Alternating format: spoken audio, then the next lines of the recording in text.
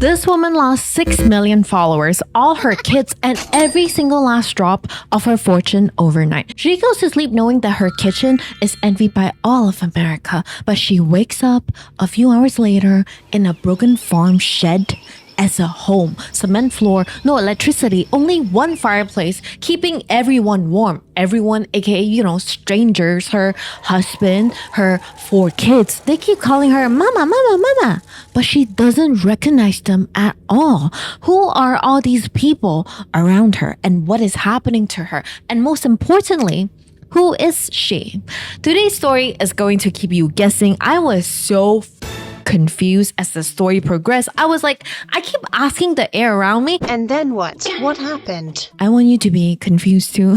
But don't be too frustrated, okay? I want you to be confused, but just not angry confused, Now, let me tell you a little bit about she. She is called Natalie Heller Mills, the 30 years old Tradwife influencer. If you asked her, describe yourself in 3 words, Natalie was saying, none in a Natalie Heller Mills believed that she was the forbidden fantasy in real life. She was the woman that all women, you and I, wanted to be. And she was the woman that all men wanted to come home to. She was a perfect traditional, God-fearing, husband-loving, children-popping woman. That is exactly how she got millions in her bank account. She showed people how to be like her on Instagram and YouTube. She was famously known to be part owner of the ranch called Yesteryear Ranch. No-kill organic ranch, all right? She lived the Pinterest farm mummy life with 5 beautiful kids, with 1 on the way also. And she was married to her all-American Kennedy-turned-cowboy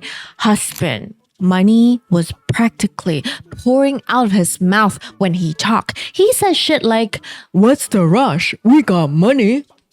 But Natalie was different. She didn't come for money. She was hardworking every single day, okay? She picked up a camera and she showed the world just how a perfect traditional woman bake sourdough bread, pick up neutral colored clothes for her 5 smiling little kids, and finally, she showed the world exactly how a woman should attend to her husband. She did all of that with God in mind and sometimes inside of her.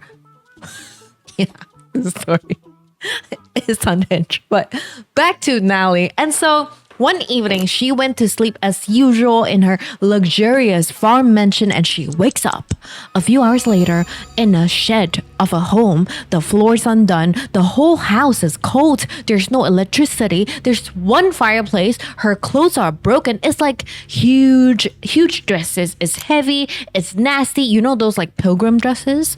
And she smells bad. Nothing about this life screams Kennedy is my in-law or that the internet envy my farm kitchen. Hello? In fact, the internet does not even exist here. She somehow travels back in time to the 1800s. She goes to sleep in the 21st century and she wakes up in the 1800s. How the hell did that happen? Where are her 6 kids? These are 4 random kids calling her mama right in front of her. They look like they are 8 to 15 years old, but they are not her children. Where are her kids? Where is her pregnant belly and her husband? He looks like a knockoff version of her real husband. Her real husband is rich. This one is not. Look at their home. Hello. Her real husband is soft and spoiled.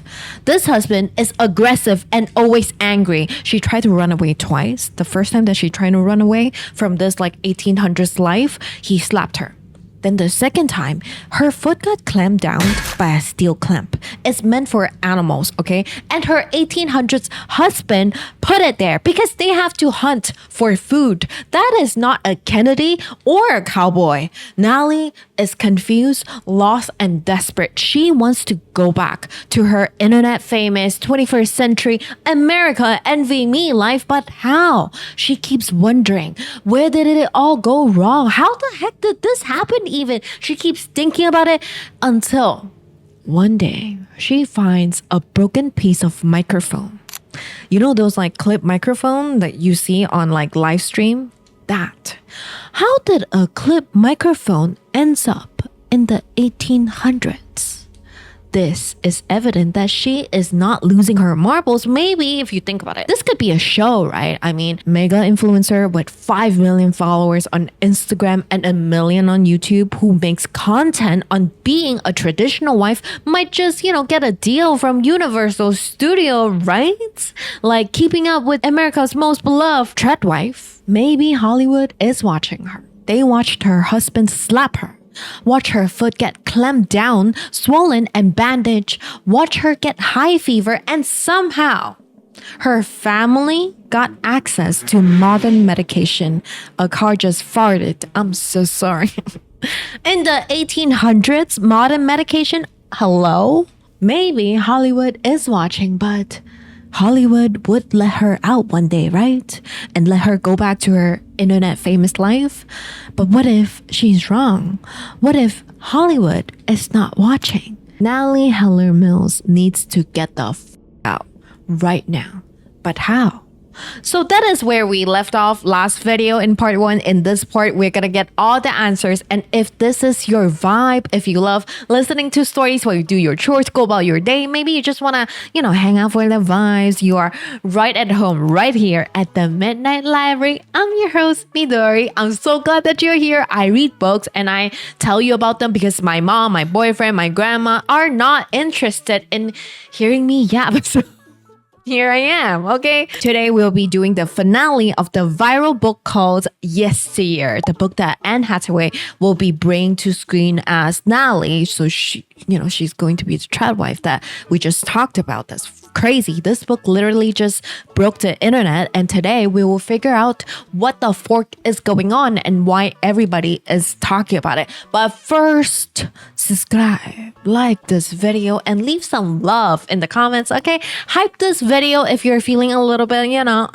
generous. Also, y'all, I just want to say, I got like 10 hypes in last week. Okay, not last week, like 2 weeks. I got 10 hypes. That was the first time that hypes was available to me. Sorry, I'm like, I love y'all. Okay, I love y'all.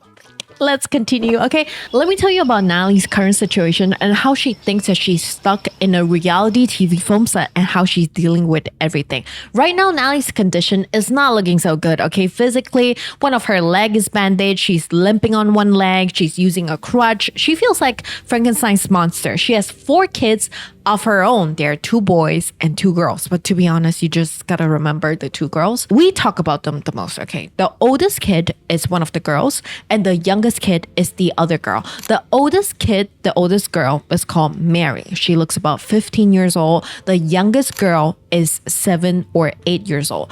Mary she takes care of everyone. She takes care of Natalie's bandage, everyone's clothes, food, everything. And she's 15 years old from the looks of it. She acts like an adult. She speaks like an adult. She's more harsh, no filter, straight to the point. Whereas the youngest girl, her name is Maeve. Maeve is so sweet. She's like a unicorn. She's soft-spoken. She's absolutely adorable, and she loves her mom, Natalie. Mary is very protective of her younger sister, Maeve, especially when it comes to Natalie. Then we have the 2 boys, okay? The 2 boys, they just follow around Natalie's husband.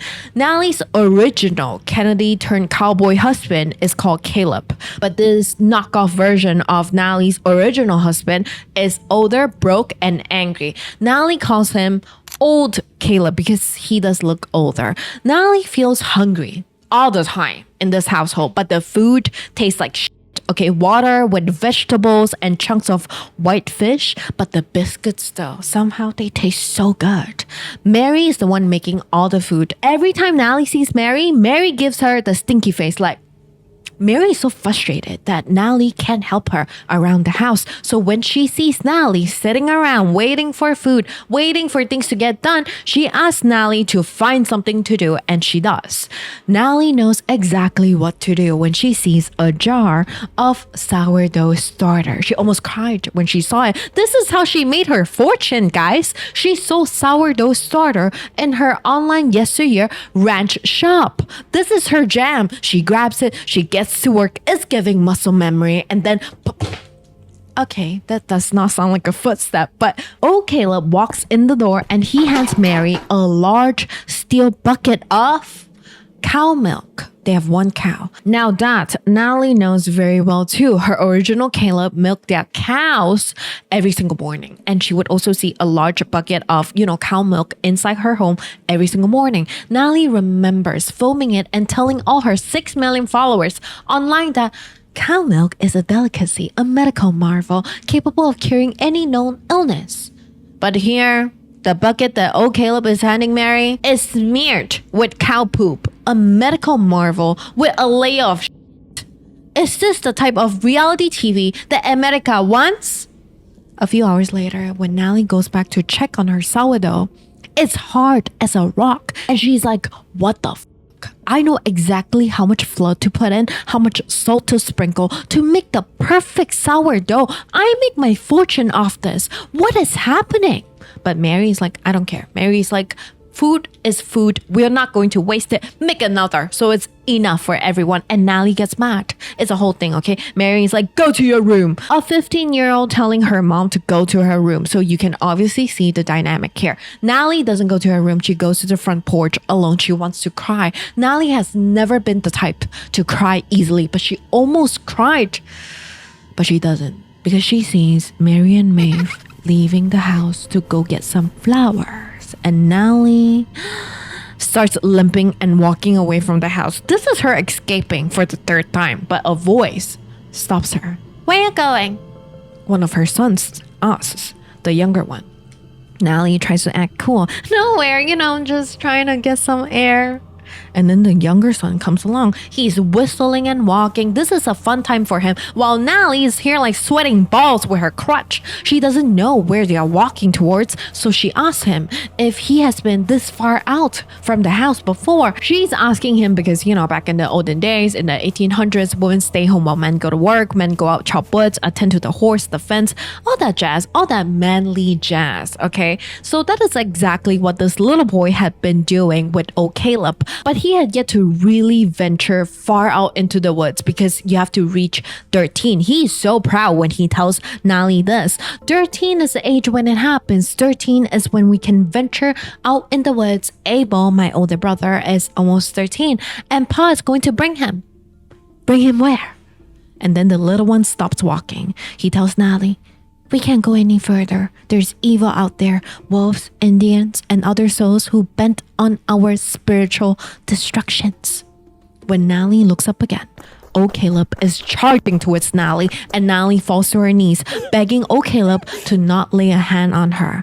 And old Caleb does not. He just gets Natalie back into the house and he ties her ankles. So she's officially hopping around with a crutch. And to make things worse, old Caleb insists that Natalie has to hop around the house to help Mary. Mary is like, sharpen my knife, get me this, get me potato, get me my basket, blah, blah, blah. Mary is just following orders, okay? You can't blame her. Old Caleb is the head of the house. And then Mary tells Natalie the same thing that the younger boy told Natalie. You know not to go into the woods. There are all manner of terrible things in there. Wolves, Indians, and other souls who are bent on our spiritual destruction. There are people in the world who don't have a family.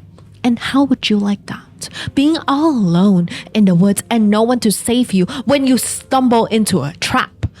And Natalie snaps. She screams at Mary, you are not my family. That evening, Natalie begs to be untied, and old Caleb does untie her under the condition that she does not try to run away for the 4th time. And Natalie's like, okay, fine, I'm not going to. Then Mary brings Natalie a tonic. The tonic smells bitter.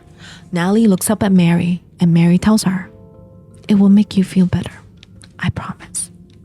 Natalie's like, this. But Mary softened her expression to almost a pity, like she really cares for Natalie, like Natalie is really her mother, that she knows that her mother is not okay. So Natalie downs the tonic and she falls into a deep sleep. What is in the tonic? what is outside the house? I mean, if you think about it, it's a reality TV. If it is, it only goes so far, right? The set itself. So it would make sense for them to have a limit. But it's really like everyone acting here. There are no crew around, no sight of them, no additional footsteps around, nobody screaming cuts. When I read this part, I had no idea what is going on, but I'm going to give you a lot of clues, before we get to the finale. But the answer is very, very simple. Stick with me. It's very straightforward, but I bet you can't figure it out. Okay. Natalie wakes up the next morning feeling refreshed, recharged. No nightmare, no insomnia, and Natalie asks to be bathed. Mary brings Natalie outside by the front porch, sets her down. I picture it's like a tin bathtub. Maybe it's portable. I don't know, but it's not, the porcelain. How do you say that? But you get what I'm talking about. It's not like fancy for sure. And Mary brings over some water, a sponge, and a homemade soap bar. Mary helps Natalie undress and unwrap her wounds, and Mary starts pouring cold water on Natalie and scrubbing her down. Every nooks and cranny, private or not, she does not care. She is scrubbing them down to the point where the sponge turns brown and Natalie starts to tear up. Because this is a far cry from the life that she lived. She was in a mansion. She showered every single day, maybe even twice a day. She didn't have to worry about food. She probably wasted food. If she had a scratch on her ankle, she could have gone to the most expensive doctor in the world to get the scratch fixed. Then maybe she would even pick up her phone and tell the world, "Hello, ladies. I only drank cow milk to get my scratch fixed. I told you, ladies, cow milk is a delicacy." And now, here she is, a few steps away from some cow shit inside a tin bath, naked and cold. Maeve tells her, "Don't be sad, mama." Natalie tilts her face up and says, "Hello, ladies." Hollywood is watching, remember that? After Natalie showers, she is sent out to get some eggs with Maeve while Mary does the laundry. They come back, all three of them prepare breakfast together. Caleb comes back with another tin of, cow milk with some and he tells Mary that their only cow has a booby infection. It's not good because that is their only milk supply. But attending to wounds is for sure not a man's business. Who are we kidding? It's not a patriarch's business. I wonder why. Doctors were mainly men before this, but Mary brings Maeve and Natalie to the barn, and Mary teaches Natalie how to apply the ointment on the wounds, and she does. Natalie has so many cows in her original farm before this, in her life before this. She thought that cows were dumb as like, oh my god, they were not like dogs or horses. Hello. And her original Caleb would always tell her that their cows were like golden retrievers. Natalie thought, yeah, if golden retrievers had brain damage, sure.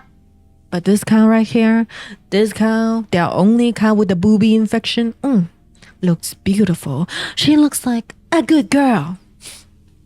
Then when they're done, they start walking back to their home, okay? Maeve asks Natalie to name one thing that she sees, like a game, okay? At first, Natalie says, "Bunny." Maeve laughs and tells her that she already said that. So Natalie looks for another thing.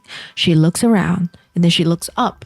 She looks up at the sky and she sees something very familiar. Something her original Caleb was obsessed with when they first started their millionaire farm together. Chemtrails. Chemtrails, ladies and gentlemen, in the 1800s. 1855, if you must know. Chemtrails is another big clue for our reveal. But chemtrails right now is all Natalie needs. Another sign that this is fake. Everything is part of production. This family is fake. Their home is fake. This whole situation is fake. Hollywood is watching, so she plays the part. On good days, she plays everything well. She limps her way around the house to get some womanly chores done, especially the laundry. My goodness. She sits in front of the porch, almost winter, okay? It's very cold, but she's outside with a broom and some homemade soap to wash everybody's laundry. She scrubs all their laundry all afternoon until her back hurts, her hand starts to bleed, and then goes numb from the freezing water. And yet, right in front of her, those men, old Caleb walk around in the nasty field and the two boys rolling and laughing in the mud. But still, She embraces the life of a traditional woman, even though all these castmates of hers never thank her, never acknowledges the work that she puts in. Nobody compliments her, nobody likes, nobody comments, nobody share. On really, really bad days, those days Natalie wants to attempt her fourth runaway. Or maybe just kill Caleb. But then Natalie reminds herself she's being watched because someone has to be watching. There's no other option. Natalie thinks to herself, I want Hollywood and everyone watching to see how helpless I am, how beautiful I can be, even in the ugliest possible situation. It's always the helpless and most beautiful ones who are kidnapped, sure, but it's also the helpless and beautiful ones who are saved. And Natalie is helpless and beautiful, and she believes she will be saved from this life. But then winter is coming and it has arrived, and the whole family gets ready to be snowed in for a day or two. Old Caleb tells Mary and Natalie to go get some woods ready, get all the animals inside the barn, and then he looks at Natalie. Natty, you know I don't like to hit you. You made me do that. Natalie tilts her chin slightly so the natural sunlight, catch her pout. She's not pouting for him. She's pouting for the camera somewhere from Hollywood. Anyway, I slept with the boys because I thought that you needed rest. Since you are feeling so much better, I'll be sleeping in our room now. I'm going to share a bed with you tonight and I will have no complaints about it. I'm your husband and you're my wife. We are meant to share a bed. Natalie loves a man who grabbed life by the balls, a man without soft edges, a patriarch, a true patriarch. Her original Caleb would have never said the things that old Caleb just said to her. Her original Caleb was soft, spoiled, and rich. They would have more than one bedrooms. But that life is not here, so she obeys. They have dinner, and then it's bedtime. And that night, old Caleb her. And that is when reality hit Natalie. Would Universal Studio really condone this? Would Netflix pay good money to document this? So far, she has not seen another mic camera or a film crew. There are no hidden cameras around. This is not a production set. This is a real home, and that is the man that she's married to. But how did her life took such a turn? How did she wake up to this life? What other explanation than reality TV? I really hate this, but you gotta know a lot is going through her mind right now. She hates this home and this man on top of her. But at the same time, this man, I hate this. This man, the person who didn't take no for an answer, is what she wanted. This person who didn't care what she liked is what she prayed to God for. Natalie is very religious, and you're going to find out just how religious she is later. If you watch part 1, surprise, we are not done with that part of Natalie, okay? Natalie climax during, she asks God, quote, how long, O Lord, how long will you hide your face from me? Consider and answer me, O Lord, my God, light up my eyes. And then the whole room fills with light and she screams in shock. And then old Caleb falls asleep and Natalie goes to the kitchen. She stays there alone until she knows the truth. The truth is she's not being watched by Hollywood. She is always being watched, yes. But in this house, she's being watched by God, and that's it. And Natalie thinks, then this must be some sort of tests from God, because God likes to give us assignments all the time, right? But what test is this about? She doesn't know, but she knows that she can never be pregnant in this house.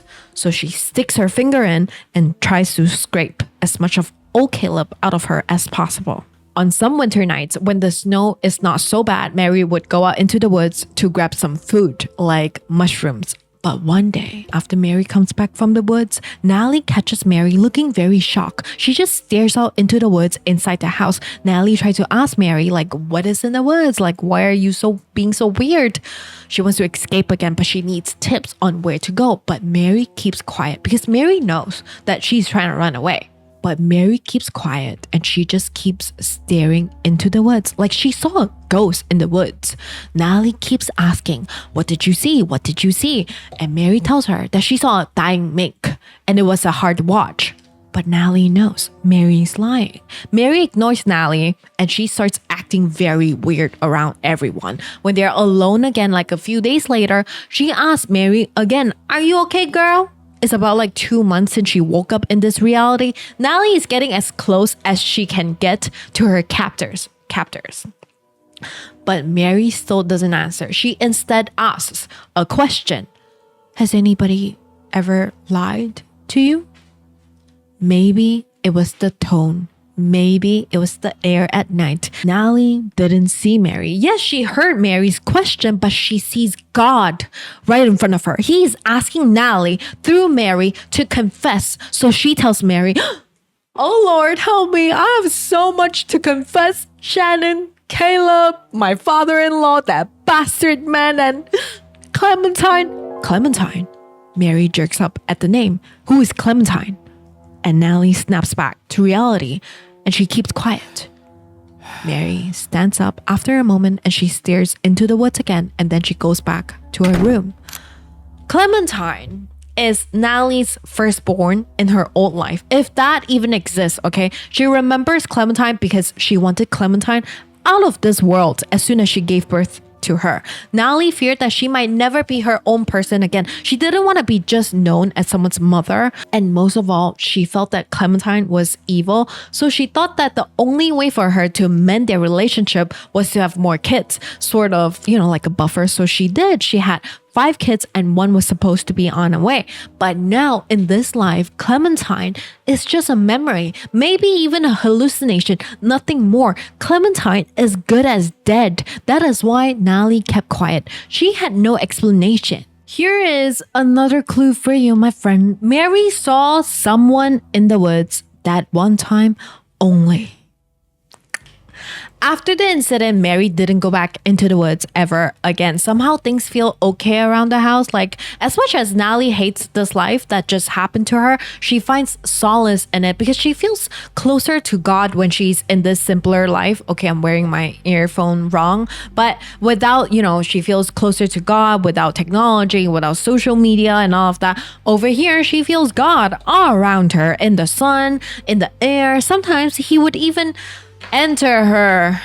Natalie told me that, so I'm gonna tell you, if I'm suffering, you gotta suffer with me. Natalie remembers being a girl, and when other girls had crushes on the boys, Natalie only had one crush, and that crush was God. She wondered if, she thought of him as much as he thought of her. She would doodle his name in her notebook, and sometimes as a reward, she would think about God. And then, pleasure herself for the first time in her life right now. In here, Natalie thinks she's being properly satisfied by a man. She's so happy that sometimes she would just drop down to her knees and cry of his power and of his glory. And maybe one day she thinks people would even talk about her in Sunday school, say Natalie. And Natalie thinks, I like the sound of it. And then another thought comes. It's been 2 months since she's been here and she has not gotten her period yet. And then she feels betrayed by God. A few days later, Natalie sees their neighbor, 2 men with thick beards. Natalie panics almost as soon as she sees them because she feels like she recognizes them, she knows them, but she doesn't know how she knows them. She wants to scream for them to take her away, but she doesn't know them. Does she? Mary does know them very well. In fact, Mary has a crush on one of the boys. She even invites them over for dinner. Natalie almost feels happy for Mary because it's a wonderful thing to have a crush, to put yourself out there. Mary could have a life with one of the boys, maybe. There's no doubt that she could. Mary is going to be a wonderful wife, a good mother, which means she will marry and leave, but Mary cannot leave. If someone were to leave, it should be Natalie. So while Mary blushes from the boy's compliment on her cooking, Natalie jumps and tells the boy, I'm being held here against my will. This man is not my real husband. These children are not my real children. I was kidnapped, taken from my home, stolen. Nobody reacts. Not even her neighbors, the 2 men. They just act like nothing happened and continue talking about the farm. Old Caleb didn't even get mad. Feeling defeated, Natalie stays in her room after dinner, and then Mary knocks on her door and tells her that Maeve is sick. She has been coughing nonstop and she's running a fever. For some reason, Mary wants Natalie to help Maeve out of this fever because Caleb just said like, yeah, Maeve will be fine. She will sweat it out. Natalie asks, if I were to say that I wanted to find a doctor for Maeve, would you know where I could find one? And Mary tells her she does know. And that is Natalie's ticket out of this place. So the next day, Mary tells Natalie just exactly how to get out of this, estate, which is keep walking straight about a few hours and she will see the neighbor's house. It looks like their current farm shed, but much nicer. She can go and ask them to bring her to a doctor, okay? And Mary and Maeve would just wait for Natalie to come back. In the meantime, Mary would just tell her dad, like, Natalie is also having a fever and Caleb will avoid Natalie because he wouldn't want to get infected with fever. You can die from fever in the 1800s, remember? And the last question Mary asks Natalie is, you're going to come back, right? And Natalie starts to cry. She thinks to herself, I hope these girls are not just hallucination, but at the same time, I also hope that they are only hallucination. Mary wipes Natalie's tear away and asks her to go. Now, is really, really gonna go down from here onwards. We have arrived at the part where the biggest and most obvious clues live. If you know where Natalie is steering her ship, you would know just how exactly she ended up in the 1800s. Okay, if you have not watched part 1, you're about to find out just how different Natalie's life was before she woke up in this reality. If you have watched part 1, girl, you're going to see Natalie's life before she blew up on social media and how it changed her and how she kept up with the fame and then ended up in the 1800s. Okay, so now we are back in Natalie's old life when she was married to the Kennedy turned cowboy husband Caleb. Shortly after they marry, they welcome their firstborn, Clementine. When Natalie had her firstborn, she experienced severe symptoms of postpartum depression. She thought that her baby was evil and that her baby was not actually her baby. When Natalie's sister Abigail came over, maybe Abigail could tell, like, look at my sister, like she's obviously not doing well. So Abigail started the conversation like, it's awful, isn't it? Like, not the kids, the kids are great. It's just the labor. Natalie and her sister were not told or taught by their mother that motherhood is not all sunshine and daisies, that birthing life itself is one of the most selfless thing that one can do, but labor is not all unicorn and rainbows. Their mother raised the both of them all by herself. Okay, a selfless act as well, but she had to cope with such huge responsibilities of raising 2 girls with limited resources. She based a lot of her teaching and discipline off being a good Christian woman and then a good Christian wife.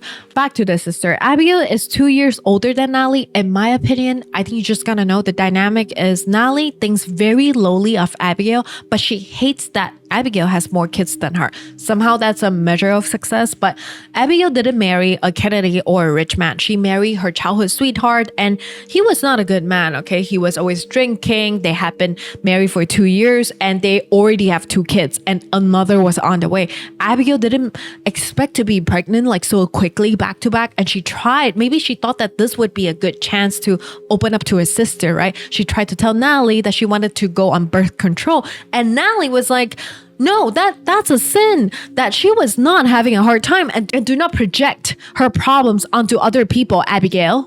So Abigail backed off. Other than Abigail, Caleb also came to visit Natalie. He brought 3 gifts for Natalie. Number 1, a silver flip phone. So yeah, if you think about it, she became popular almost as soon as Instagram became a thing. Gift number 2, a pair of running shoes. A new pair of running shoes to chase all the blues away. And then the last gift's a baby carrier. And he told Natalie, so the baby can go with you when you run and you can bring the phone in case you need to reach me. Neat, huh? And Natalie thought, boy, my husband is stupid.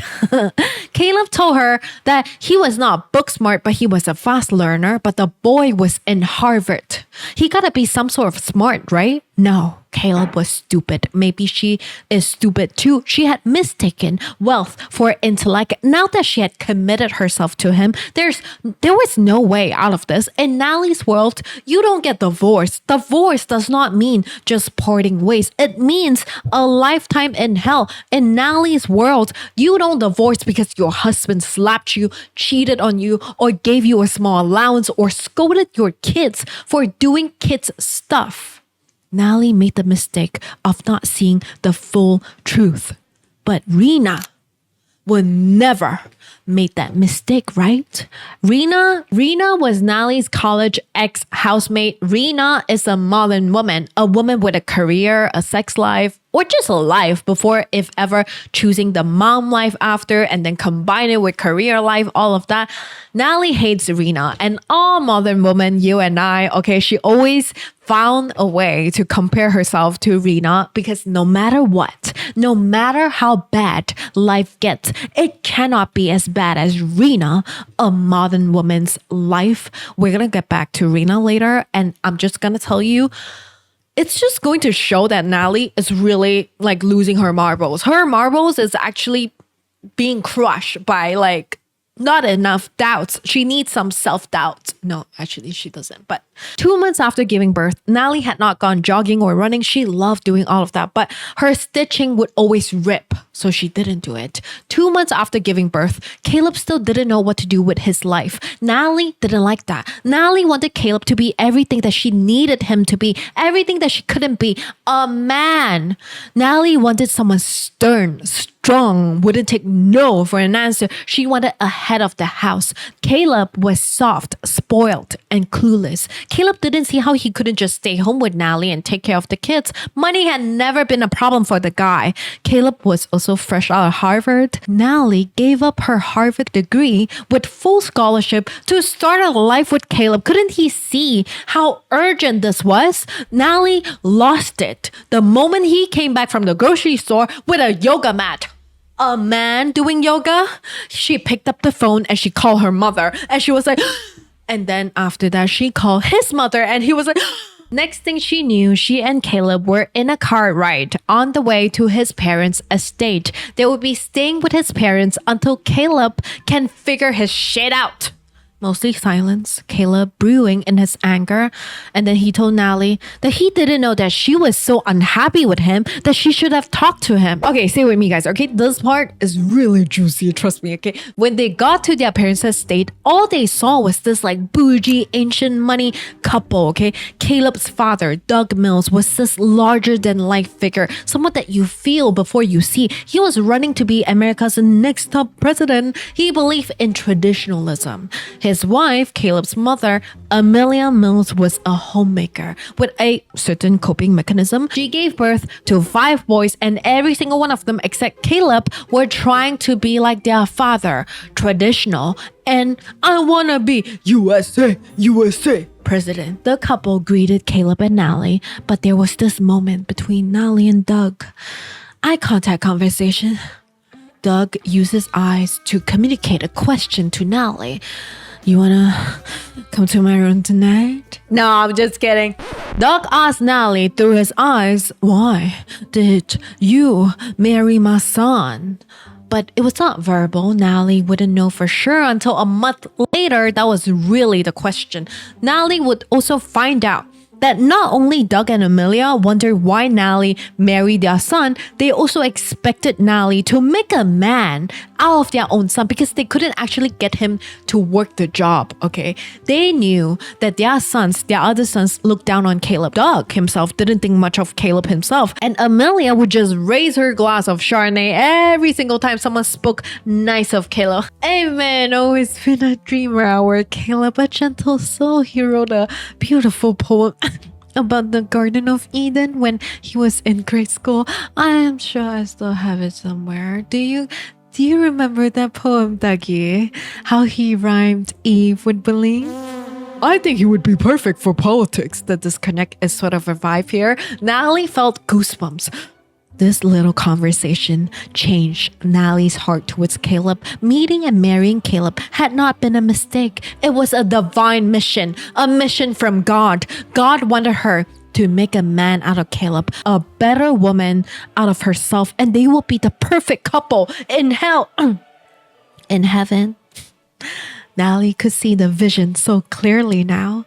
While Natalie was having goosebumps from God, Caleb was upstairs watching porn. To be honest, the porn was really the deal breaker here, okay? Natalie found tabs from Caleb's laptop with the title, Husband plus Wife, Real Couple, Freaky Ping Pong Passionately for 1 whole hour. Intense kissing leads to water hosting origami. Amateur couple have hot, intimate poking session, lots of licky meow meow. She was not okay with it, but she had a realization. So that night, after the conversation, she asked Caleb to make love to her. It was breathless, missionary, and his pee-pee was mushy. After the activity, he snored to sleep and she rolled onto her side and she cried.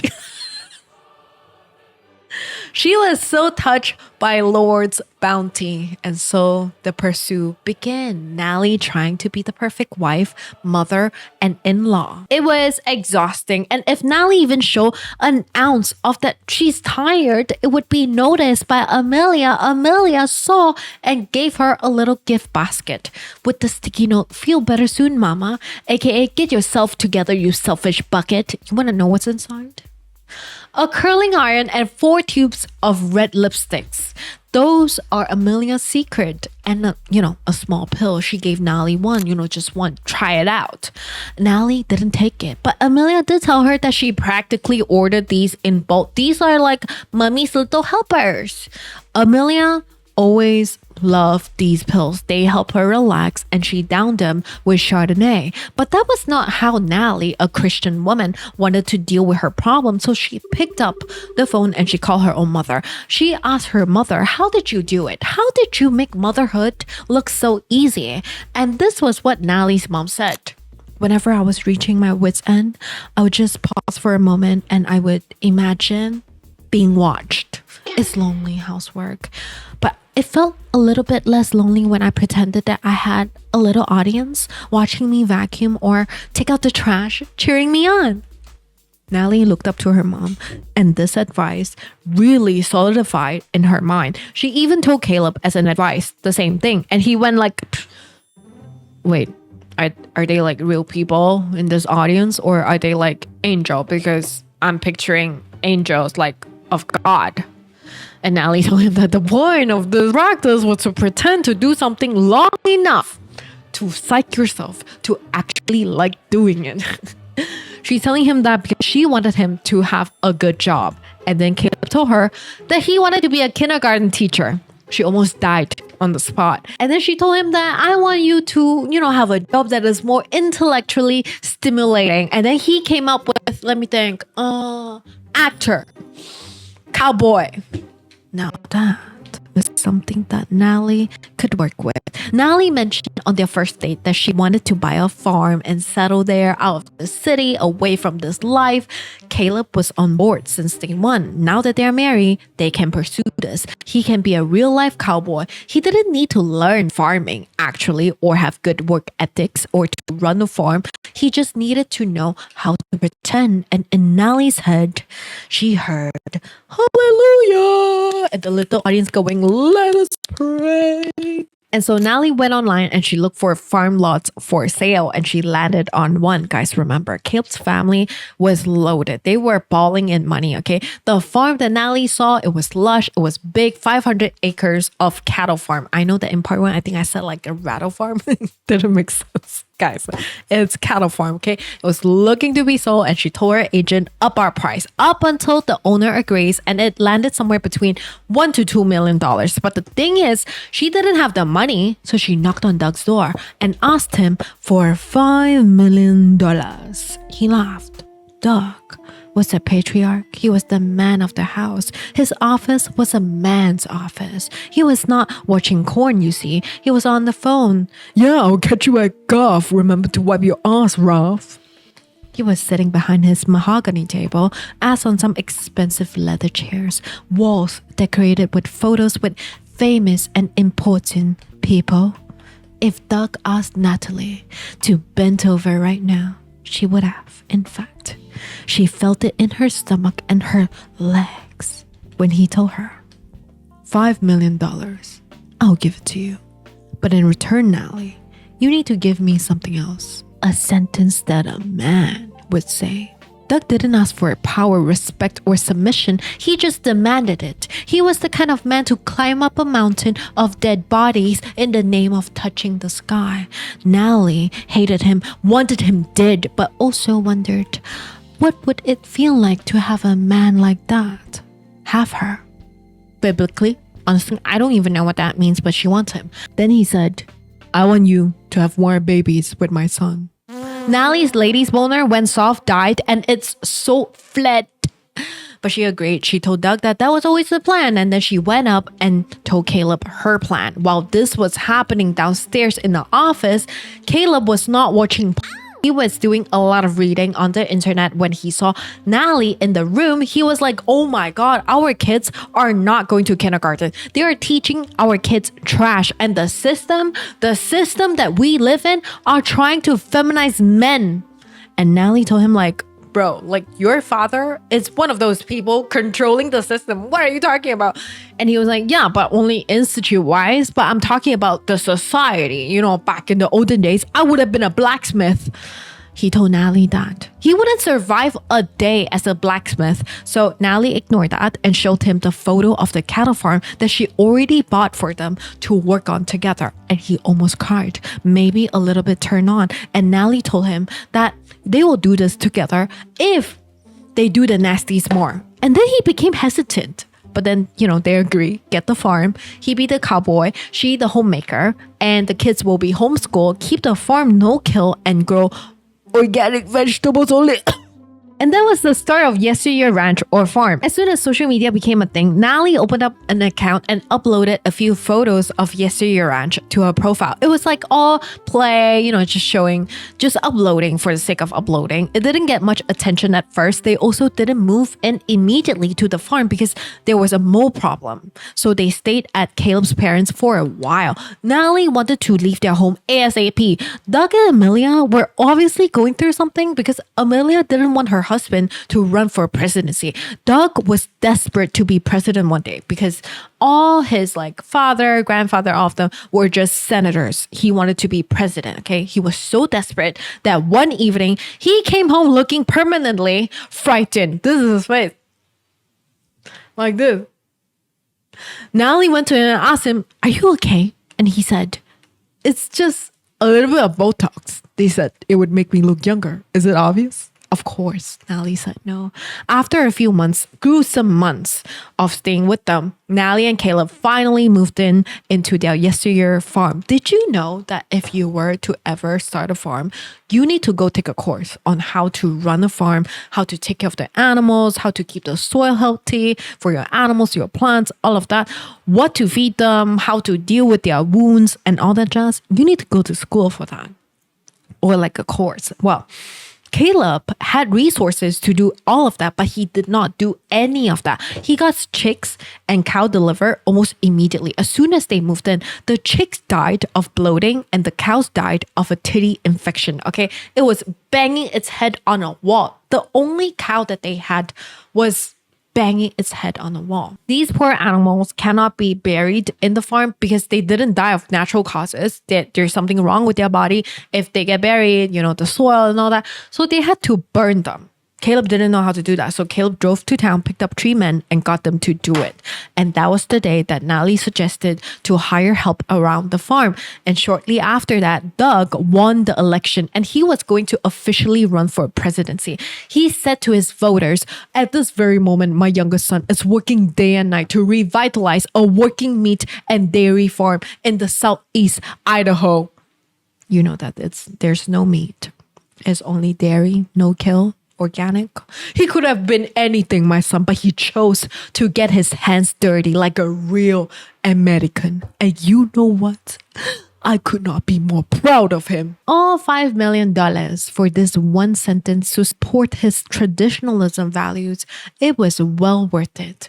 Then Natalie, shortly after, had a miscarriage. She lied to Caleb, saying that it was just a very heavy period. Caleb didn't want to do the pony with her anymore after what he saw. So Natalie came up with a solution. Natalie grabbed a cereal bowl, brought it to Caleb, and told him to get it done. When he was done, she grabbed the bowl and she used a sauce blaster to get her job done. Blow, blow. You get what I mean? And that was how she got pregnant with her second child, Samuel. I don't even know if that's possible, guys, but a year after moving into Yesteryear, Natalie's mom called to say that she wanted to see her family at the farm. And Natalie was, to be honest, very hesitant, but she agreed. A few days later, they arrived in a shitty van. Okay, her mom was driving. When the van door opened, all she saw was kids, like kids number 1, 2, 3, 4, and then pregnant Abigail, and then finally their mother. Natalie hated that her sister was so ahead of her in terms of the number of kids that she had. Abigail never stopped being pregnant, but not by her choice. She was so unhappy. She didn't care that she was pregnant. When Abigail was alone with Natalie and their mom, she pulled out a cigarette box out of her bag and popped one cigarette into her mouth. And they were like, blasphemy. Both of them screamed for Abigail to stop because the children, nobody cared for Abigail, just their children. During dinner, Caleb told Natalie's mom that he had been very into some sort of content on the internet, and those content was called manosphere content. Natalie's mom was so disinterested, she wanted him to stop, but Doug, oh my God. Natalie remembered when Caleb brought it up to Doug one time and he was like, son, tell me more. After the dinner, Abigail pulled Natalie and their mom aside again and told them that she planned to leave her husband. Their mom was like, oh my Lord, oh Lord, help me. Because remember, divorce is condemned. And Natalie's first question to Abigail, her sister, is that, how are you going to afford that? Your husband's mean and dumb and drinks too much. He probably calls you name in front of the children. He probably hits you. Sometimes he's lazy too. The man is and has always been a loser, but now it's becoming too hard for you to bear. So now you, my poor sister, have somehow gotten it into your head that you will be better off without him. And I'm sorry, Abigail, but you will not. And that's the truth. You will be a single mother of 5 living on food stamps. That is what you will be. You don't even have a job history, Abigail. My God. You would be lucky if they hired you to bag groceries with the teenagers in town. We ride at dawn for our girl, Abigail. What the fuck? If that was my fucking sister, I would beat her to a pulp. 5 months pregnant? Don't fuck with me. Loser husband and a crazy sister? But the thing is, Natalie didn't stop being cruel. She told her sister, Abigail, that she was worth nothing and that her children will be taken away from her. And then Natalie stopped because their mother stood up and sat next to her sister to comfort her. Why did their mother comfort Abigail when Natalie was the right one? Natalie's head went blank. Why did her mother choose Abigail's side? She felt this way when Doug handed her their prenup agreement, saying that the ranch will be in Caleb's name and Caleb's only. And she signed it, yes. But couldn't they see that she was the useful and right one here? That evening, when she saw Caleb again, she thought, an impossible thing to imagine. What might happen if my husband ever paused and thought about the law of his universe? His wife might as well have been a farm dog for all the rights that she had. Even the sweetest, dumbest man can grow cruel and cunning when he learns a thing like that. Money was a problem at the farm. Okay, they have burned up almost all $5 million before it even started online fame and success. Then it leads to another question. How did they get so famous? Okay, their house at this point was not even renovated. Natalie knew that Doug would never just cut them off, maybe just reduce funding, but never off completely, because Doug wanted to keep his son here. His son Caleb was useful like this as a metaphor in his campaign and all of that. Now let's go back to Natalie's mom. Okay, Natalie's mom approached Natalie, tell her that she and one of her ex-classmates from town, Vanessa, if you watch part 1, you know who I'm talking about, Legendary Rant part 1. They were very worried about Natalie because Natalie and her husband market this whole Yesteryear thing to be organic, but they were not organic because they saw a pesticide bucket in one of Yesteryear's Instagram posts, and her mom was like, that was not very nice. Natalie jumped to deny everything, but she knew that Vanessa was not lying. Like, her classmate was not lying. The photo is there. They were using pesticide. Caleb wanted this farm to be organic, but he didn't manage it. He didn't even know how to run an organic farm, so she did it for him. She kept it organic on the surface, but really it's not. She told the staff, spray at night, but make sure to keep it out of sight. But obviously they didn't do a good job. And Natalie you can imagine she's managing the farm, the kids, and her husband, and she failed to keep her composure. She lost it. She angrily asked her mother, then what do you want me to do? And her mother told her that she wanted her daughter to be happy. And she screamed, I'm happy, don't I look happy? Okay. And then the weekend was over. Natalie, Caleb, Clementine, and Samuel stood at the driveway of Yesteryear and watched Natalie's mom, Abigail, and all her 4 kids climb into their shitty van with one working brake light and waved them goodbye. Natalie's mom was driving, and each time she pressed on the brake, it felt like Morse code to Natalie. She was trying to tell Natalie, get your shit together. Then she heard Clementine next to her screaming, Mama, I want to live with Abigail and play with tag with my cousins. How could her own daughter say that? Why would you want to live with that? Such humiliation. And Natalie thought, what would Rena do in this situation? What would Rena, a modern woman, do when they feel humiliated? They would pose a thirst trap. So pose a thirst trap, Natalie shall do. Thirst trap, a social media post, especially a selfie or other photo intended to elicit attention, appreciation of one's attractiveness, or other positive feedback. Example, in a Christian woman's mind, a photo of a proud, thin, youthful looking Christian woman standing with her growing glitter in front of her $5 million bond. Say cheese. And so Natalie picked up her phone and said cheese. Then she told Caleb she wanted another baby, so he did his job into the cereal bowl and she blow, blow, blow again. Okay. Natalie was committed to try to make Yesteryear work, so she signed up for a social media marketing course by an influencer, of course. I think those courses became so popular when, 2020, but 6 weeks intensive course, 1 hour Zoom call a week, 1.5K per person, so expensive. All Natalie got from the call was everybody looked the fucking same, okay? Mom wearing Jesus necklace, and they all run a ranch too. 1.5K for the teaching that if you are your true authentic self, the sales will happen effortlessly. And for the comment that Natalie, your smile is weird and off-putting.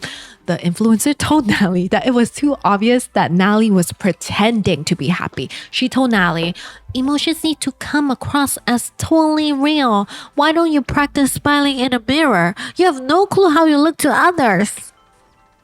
And so Natalie smiled to herself in front of the mirror.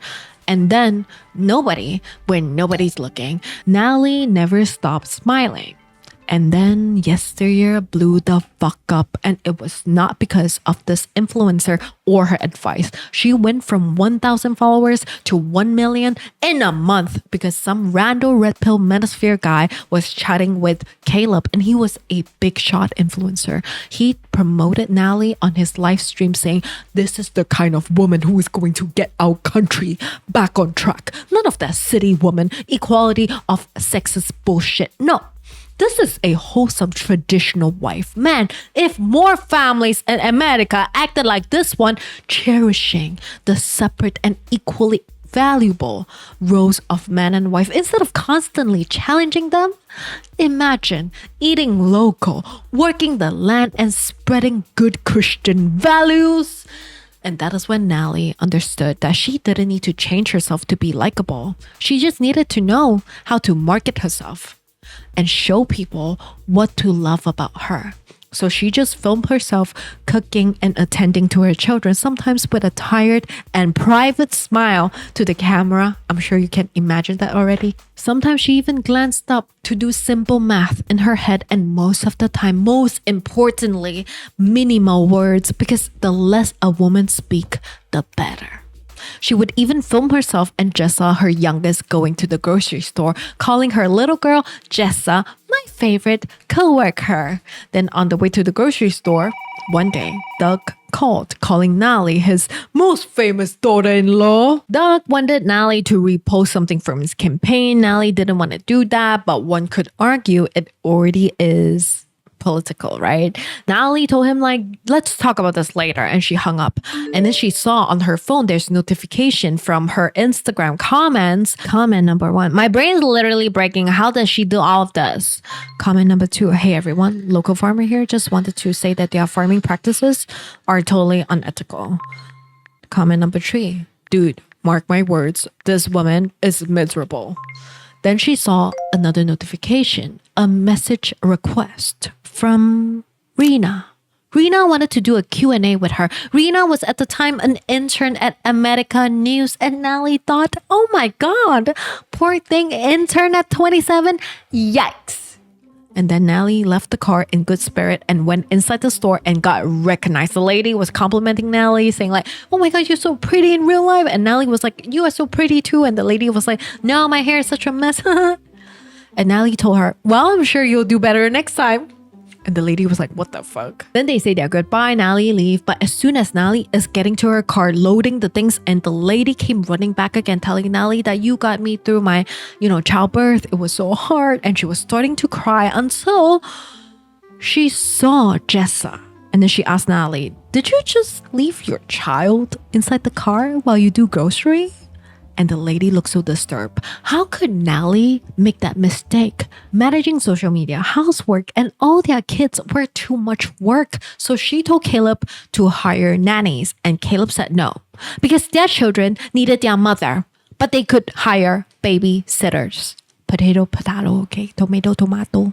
But most importantly, Natalie realized that the online Natalie was perfect. Online Natalie was good at being alive. Everything that must be done was done at the right time every single day. She greeted her kids with love, satisfied her husband every single night. She was tired, but she never made her tiredness ugly, angry, or bitter.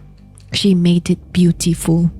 And the real Natalie wanted to strangle the fuck out of online Natalie. Abigail didn't follow online Natalie though. So Natalie found out and called Abigail after 2 years of not seeing her to ask her, why don't you follow me on Instagram? Abigail was like, what the hell? Like, what is that first question? And also, I don't follow you because I feel like I'm having a stroke every single time I see your post. That is not my real sister. Natalie first found out that her sister doesn't follow her on social media, but she's popular. Number 2, she also found out that her sister and their mother have been going to a new church, and she had been going through therapy. Like Abigail has been going through therapy. Abigail was dating a pastor from a hippie church, and that pastor was paying for Abigail's therapy, a woman therapist. Not only that, their mother loved this pastor. This pastor believed that divorce was not a sin and that all gays should be welcomed. Natalie could not process all of that. First, she failed to keep up with online Natalie, and now her mom was okay with the gays, and Abigail was happy. To make things worse, on Natalie's side, one afternoon, Caleb found out that Natalie had been transferring all of their Instagram earning to a private account, about $80,000 a month, if I'm not wrong. And Caleb started growing suspicious of Natalie. But Natalie's like, oh my God, I'm always pregnant. It was just a mistake. Pregnancy brain. It was not a mistake. Caleb could not be trusted with money, so she called Instagram support after and got them to split all incoming payments to Yesteryear LLC and her own private account. And then Natalie was pregnant again. Blow, blow, blah with Junebug. At that point, it's been 3 years since she started Yesteryear, and it had like 2 million followers at this point. So she hired some help, a producer slash camera woman, Shannon. Shannon, the girl with the pink hair and nose ring, who was enthusiastic and motivated and a modern woman. Shannon dropped out of art school at 18 to work for Natalie as a producer. Shannon really looked up to Natalie. She thought that Natalie was the future, a woman running her own farm, selling her own products to the world, while keeping her kids away from technology, protecting her kids. That's a feminist right there. That was what Shannon believed to be the future. Shannon, when she was hired, she lived on the property with Natalie. Natalie stuffed Shannon and the 2 nannies into one room. You live in a mansion, but you stuff all of your employees into that one room. So you can imagine, right? Shannon was like shocked to know that Natalie not only had 1 but 2 nannies, let alone the workers helping around the farm. 20, sometimes it gets to like 20 or more part-time workers, sometimes more, all invisible on Yesteryear's Instagram. That didn't align with the all-American traditional wife who could do it all image, right? So Natalie didn't want the world to know that. But producer Shannon pulled out her camera and pointed right at the workers, and ka-ching, and the pesticide bucket, ka-ching. And sometimes she would even record conversations, just gathering proof for what? You'll see. Okay. Shannon chose Natalie's famous tagline for her. Hello, ladies. When Shannon heard it the first time, she asked Natalie to repeat it so she could film it. And it stuck with the world like super glue as soon as it was uploaded on Instagram. Natalie hated it. Natalie wanted the world to see things through her eyes, not Shannon's. During Shannon's employment, the worst thing that she did was not sleeping with Caleb. It was taking the world that Natalie had created away from her. She told her young and impressionable daughter, Clementine, that women didn't just grow up to be mother, or that the world outside is so vast that the world didn't end at rivers in front of their home. Clementine didn't even know what ocean was. The homeschool thing that they got going on, Caleb had designed for the nannies to teach their kids, only included what was inside this farm. Shannon knew that it was wrong, but what could she do? She was only an employee. After a while, the couple welcomed Junebug at home with a pool. So it's like a water birth. It was Natalie's first home birth. When she was pushing really hard, Caleb went to grab her, but she slapped his hand away and asked for Shannon. She wanted Shannon to film the whole thing, and she did. And Natalie's Instagram started becoming more and more political over time. I mean, this is quite expected, right? And Shannon confronted Natalie, saying that she knew that Doug was red pill, but didn't know that Natalie was red pill too. And that was really the turning point for Shannon. Every single day from that day onwards, she would spend more time with Caleb. Sometimes when they're talking, their hand would touch. Other times, Shannon would take Clementine out for really, really long walks. Natalie though, like she saw all of this, like the hand touching, her bringing her kid out for so long, but she was pregnant again with her 6th child. Caleb suggested to name their child, listen, Mary. But one day, before Mary was born, Caleb came to her and told her that he was in love with Shannon and he was planning to move to New York with her. And then he went to sleep, just like that. And Natalie laid awake the entire night. The next morning, Natalie went to Shannon and confronted her in her room, calling her a homewrecker. But Shannon told her that you never had a home to wreck for me to wreck. Natalie didn't have a family. She had a business. Natalie didn't think much of anybody, including her own husband. Yes, they went to lunch often. They talked. Shannon challenged his red pill idea and things just developed between them. Natalie got so mad, she started choking Shannon. Shannon was on her bed, in her underwear, and her jeans were halfway down. When Natalie got a hold of the image, she let go and asked if Shannon was pregnant, to which Shannon told her, no, I would never be that stupid to have a child with that man. Shannon never planned to run away with Caleb. She was not in love with Caleb. Instead, she planned to rat on Natalie and Yesteryear, and she had so much evidence, and Natalie knew she needed help. So she called Doug, the almost president. Like, he has so much power and money, right? First, Doug was like, okay, let's just give Shannon a raise and then, it will be fine. Natalie was like, no. And then he suggested for Natalie to hire a PR firm. And she was like, I don't need a PR firm. I can represent myself. Doug laughed. Damn straight you need a PR firm. Do you have any idea how likable you have to be to pull a situation like this off? And then Natalie lost it. Who the f are you to say that I'm not likable? You horrible imbecile asshole. If it weren't for me, your son would be dead in a ditch somewhere. So they hired a PR firm, okay? But Doug didn't know exactly what was happening inside a room with the underwear, and the jeans and all of that. But Shannon quit, and as soon as she quit, she went straight to the news station for Yesteryear expose. Up next, an assault allegation for America's favorite family farm. If you are one of the millions of people who follow Yesteryear Ranch online, then you have probably come to know and love Natalie Heller Mills and her ever-growing family for the beautiful life that they live out in the mountains of Idaho. Now, a producer who lived at Yesteryear Ranch for just over 2 years has shocked the Yesteryear fan community with an accusation of assault. And the accusation has been leveled not at Natalie's husband, but against Natalie herself. The news station gave Shannon the prime time slot because they know this was going to be a banger.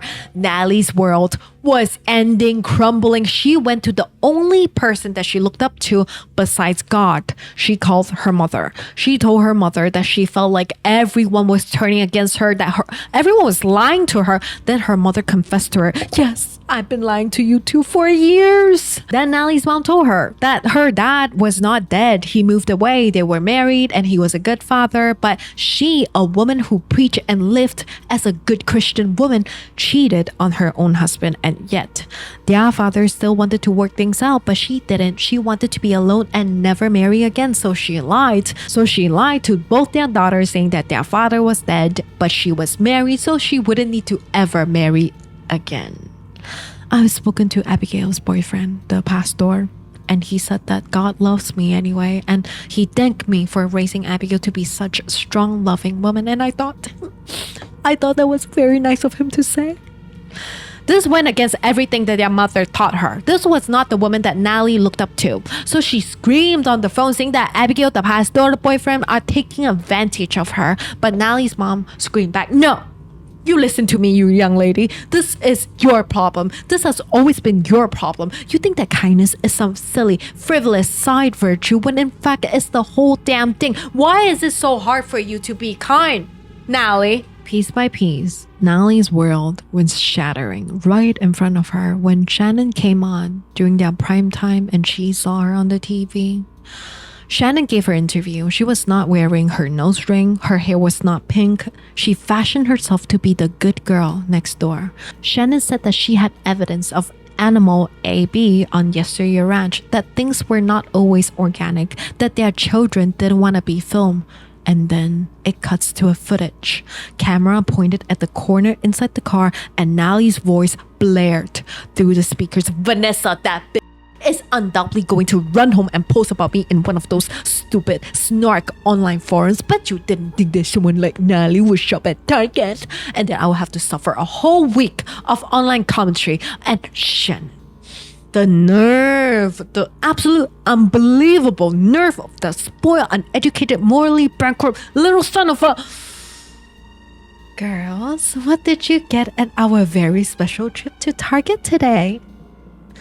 Then the 14-year-old Clementine's voice boomed from the back. Stop filming me. Shannon had been spending a lot of time with Clementine prior to leaving because she wanted to help Clementine understand that this life that her mom has curated was wrong. Shannon also pretended that her phone fell in the water so Natalie would get her another. Because Shannon wanted Clementine to have her phone to really know what's going on in the world and see what her mother was doing. And then the footage stops and Shannon came back on TV and she started sobbing. Natalie called me all terrible names. She strangled me. My jeans were around my feet. I told her to get off me. I was screaming for her to get off me. I can't speak for her sexuality, but I felt very violated. And Natalie laughed, or at least she tried to. Next to her, she heard Caleb whispered, I don't get it. While Doug said, we have a problem because you cannot be red pill and gay. Come on.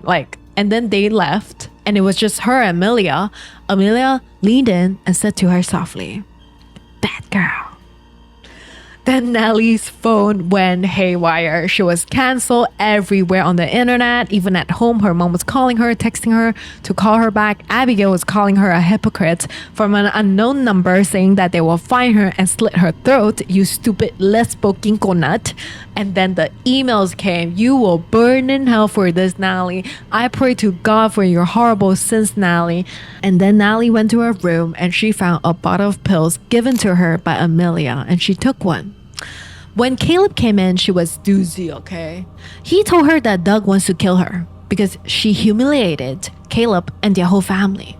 Natalie was scared. Even with the pill, she was scared, and she begged Caleb's family to let her fix it. How did she fix it? Like, how do you even fix a situation like this? We don't know, but we know with the 1800s Natalie is right now. She is standing in front of their neighbor's home. Mary was right. If you walk for hours, you would find the neighbor's home. But why is there a truck in front of their home in the 1800s? She keeps walking to the front door. She turns the knob, opens the door, and she sees on the table 3 packs of ramen. Ramen in the 1800s. K-pop, is it a thing? Then sleeping bags, photos of her, some with her family, Caleb, Clementine, Samuel, baby Stetson. Then she turns and she sees one of the men who's over for dinner, and she whispers, "Help, doctor." And the man says, "Mama." So Natalie turns and starts running back into the woods. She keeps running until she sees, oh, Caleb. He's not mad. He only asks, "Where the hell did you go? Maeve's fever has broken. I worry you took her away. You know that she's not vaccinated, right?" Vaccinated in the 1800s. And then she hears engine, a red Subaru truck coming up the driveway, and a woman who looked almost exactly like Natalie steps out, and she says, "I sure love what you have done with this place." And Natalie calls her Clementine. Clementine was wearing an expensive looking winter puffer coats, jeans, and some waterproof boots, and some sort of like tattoos on her wrists. They invite Clementine in, and Natalie just keeps staring at Clementine. When Clementine catches her eyes, she says, "My God, mother, do you seriously still smile all the time? For what? For whom?" And Caleb asks what Clementine was doing here, and she rebutted with, "What are you still doing here, Dad?" Natalie jumps to answer, "We're just trying to be good Christians. We really were. We are so happy that you're here." Clementine's face twitches, maybe in disgust, most probably. And Caleb tells Clementine she takes pills sometimes, to calm down. So the little pills that Amelia gave her, Natalie's kids have been going to the pharmacy and buying in bulk so they could crush it into her tonic, okay? Clementine is here because Stetson called her saying that Natalie was at their home earlier, freaked out, and was asking for a doctor. And that is when Natalie remembers her solution. After Doug paid off, the news station used his power to intimidate anyone who dare spoke against Yesteryear or his family. His money ran out eventually. Natalie then renovated Yesteryear. She removed anything that made Yesteryear modern to really embrace the olden days. It started like an experiment, okay? She told her kids, let's pretend that we are back in the olden days. Let's bond over traditional values as a family while we figure out how to deal with the outside world. But it somehow just ended there. Clementine must have known that it would not end well, or it would not end at all, because when she turned 16, she took all her siblings on a walk and never came back. Caleb and Natalie did not look for them. Natalie was pregnant with Mary. Mary was their new start, and then their family just kept growing. Mary, Maeve, Abel, and Noah. Now Clementine is back, and Clementine is staring at her parents, Caleb, Natalie, and in the middle, far away, Mary. Seeing Clementine now, it is so obvious how different they look. Mary looks shorter, skinnier, her complexion is grubby, her teeth yellow, compared to Clementine, clean, modern, bright. The pioneer days. That was what Natalie always called it. Mary is not 15 years old. She is 18 years old. Maeve is not 7 or 8 years old. She is, if I remember correctly, like 10 or 12 years old. They are underdeveloped because of this whole Pioneer Day like situation. Mary didn't even know what a car was until now. She was worried that Maeve wouldn't recover from her fever and that Caleb didn't care enough because Caleb knew that Maeve would be fine. He has access to modern medication. Mary never knew that she had a sister, Clementine. Natalie treated Clementine, Stetson, Jessa, Junebug, and Samuel like distant memory. They were good as dead. Natalie tells nobody in particular, I can't get pregnant here. And Clementine tells her, Mom, you are 50 years old. You can't get pregnant. So to put it into perspective and timeline, the age, Natalie got cancelled when she was around 32 years old, and that was 18 years ago. She has been living in her experiment for 18 years. Caleb and Natalie did not grow their own food. Their neighbors, aka their own sons, aka Mary had a crush on her own brother, were giving them vegetables, supplying meds, anything that they need to Caleb. Caleb didn't go out and work in the woods. He went to his son's place to eat ramen. And that is exactly what boys can do when they turn 13 years old. Then Clementine tells Natalie, do you know, Mother, what's the hardest part about leaving you was? It was not walking through the woods with the kids or waiting for a car to stop. It was not moving in with Grandma, all 5 of us, in a single bedroom. It was months after I have gotten to the other side when I realized that every single thing that you told me about the world was a lie. Everything was so much better than I thought that it would be. The people were so much nicer. The city is so much cleaner. And I was right. It was better living with Grandma and Abigail. And then it was with you. And when they took us to see the ocean, I just didn't get it. I didn't get why my family never wanted to be a part of it. Why did you never wanted to be a part of it? And then Caleb screamed that it was enough and it's time for Clementine to leave. And she agrees. She will leave with the kids. She has a warrant. Nobody is here to protect Natalie or Caleb now. Doug ran out of money. Doug is poor. Can you believe it? And Natalie agrees that she wouldn't mind leaving Yesteryear now. And Clementine tells her that Caleb and she are not leaving. They made this, so they will stay here. But the kids are leaving with Clementine. Say goodbye to your children now, Mother. You may not see them for a long time, maybe never. So Natalie starts crying while saying goodbye to Maeve, Mary, and the 2 boys. She tells them, I love you, I love you, I love you. It's not my fault. Do you hear me? Don't believe what they tell you. Don't listen to them. Then the kids all stare through the back window of the car as Clementine drives them away. Natalie fixes a smile and waves them goodbye. Then Natalie tells Caleb that she hates him. And he says, I hate you too. And she suggests for them to go away, and she asks, do you want to come with me or not? And he replies, I think I do. You want to know where she goes?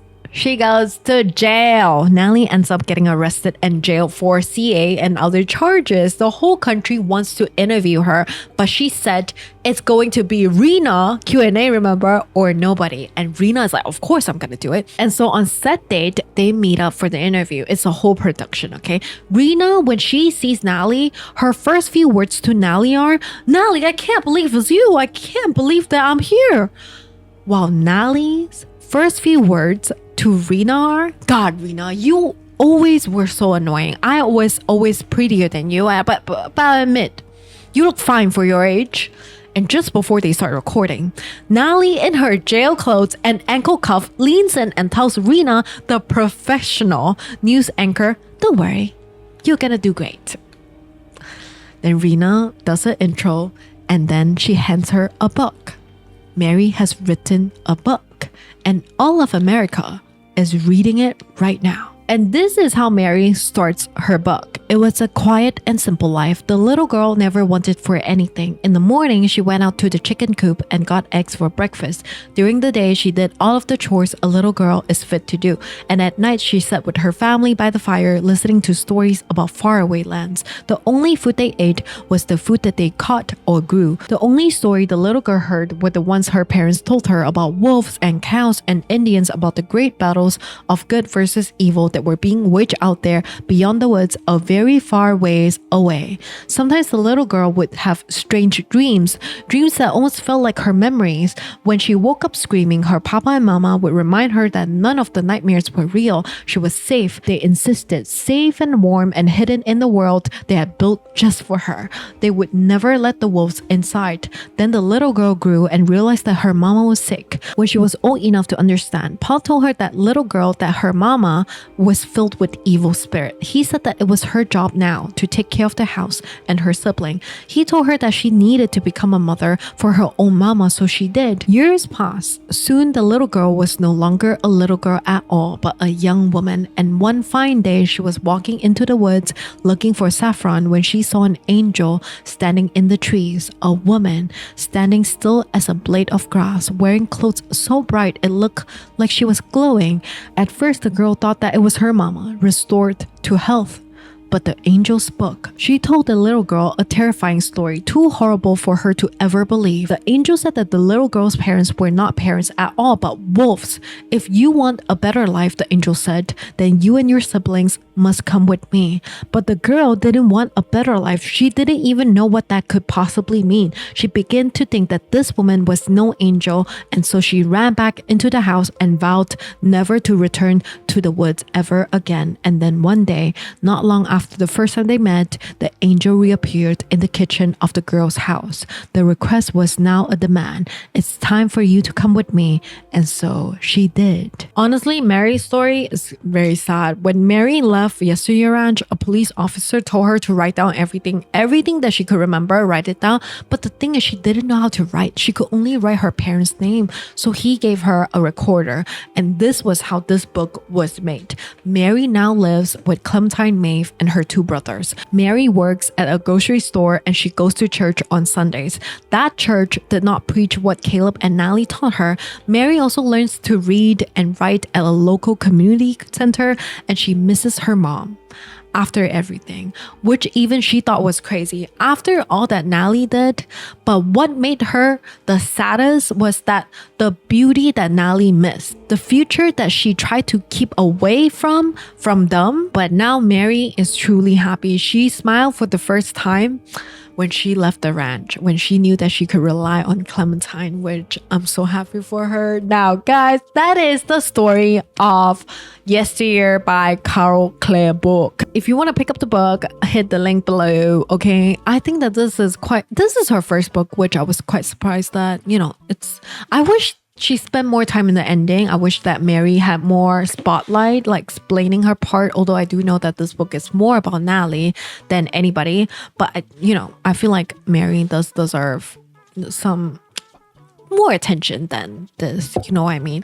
And a lot of people said like Caleb didn't really develop, like he was just the same throughout the whole story. He didn't become anything. If anything, he did become like Natalie's like strong, stern, wouldn't take no for an answer husband, but also at the same time, I don't think his character development I don't think anybody developed besides the kids, right? But let me know, what do you think? Did you guess the ending? Huh? You tell me. And I'll catch you in the next video.